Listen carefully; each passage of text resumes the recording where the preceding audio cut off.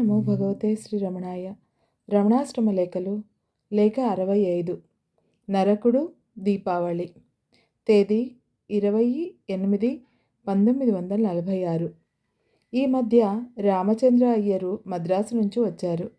ఒకరోజు పాత నోటుబుక్ ఒకటి దగ్గర పెట్టుకొని తారీఖులు నెంబర్లు సరిచూస్తూ కూర్చున్నారు హాల్లో. భగవాన్ చూసి, అదేం పుస్తకమోయ్ అన్నారు. భగవాన్, పూర్వం రాసిన పాత నోటుబుక్ ఇది. దీనిలో నంబర్లు తారీఖులు చూసి అచ్చు బుక్లో చేర్చుకుంటున్నాను అన్నారు వారు. ఇలా తెమ్మని అది తీసుకొని పుటలు విప్పి చూసి, దీనిలో దీపావళి పద్యాలున్నవి, మీరు విన్నారా అవి అన్నారు భగవాన్ నన్ను ఉద్దేశించి. వినలేదని చదివి ఇలా అర్థం చెప్పారు. శరీరం నేననే అభిమానమున్న వారే నరకుడు, అభిమానమే నరకము. ఆ అభిమానం ఉన్నవాడు మహారాజాదిరాజైనా వాని జీవితం నరకమే. ఆ అభిమానం నిర్మూలించి తాను తానుగా ప్రకాశించుటే దీపావళి. ఇదే ఆ పద్యాల భావం.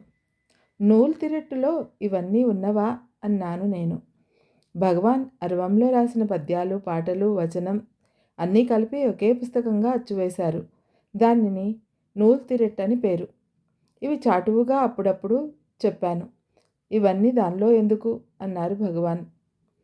ప్రథమ ముద్రానంతరం పై విషయం భగవాన్ సన్నిధిలో చదివితే విని, ఈ పద్యాలెందుకు రాశానో తెలిసినా అన్నారు భగవాన్. తెలియదన్నాను. అలాగా, ఒక దీపావళికి మురుగనార్ దీపావళి గురించి భగవాన్ ఏదైనా రాయాలన్నారు. మీరు రాయరాదు, నేనెందుకు రాసేది అన్నాను. భగవాన్ రాస్తే నేను రాస్తానన్నారు.